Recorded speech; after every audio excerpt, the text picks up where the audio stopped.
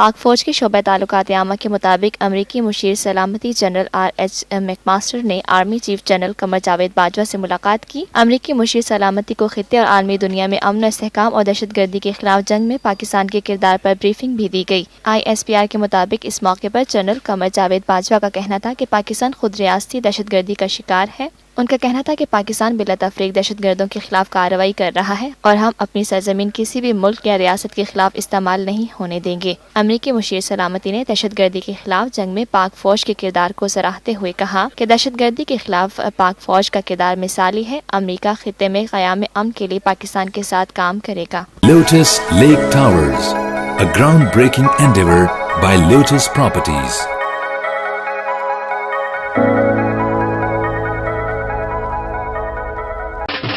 देसी खानों के मतवाले हो जाएं तैयार। पाकिस्तान का सबसे बड़ा बुफे वीकेंड आ गया है।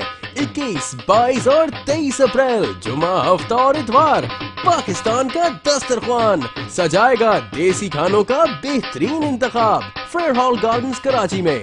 जो चाहो जितना चाहो खाओ। #PKDKHI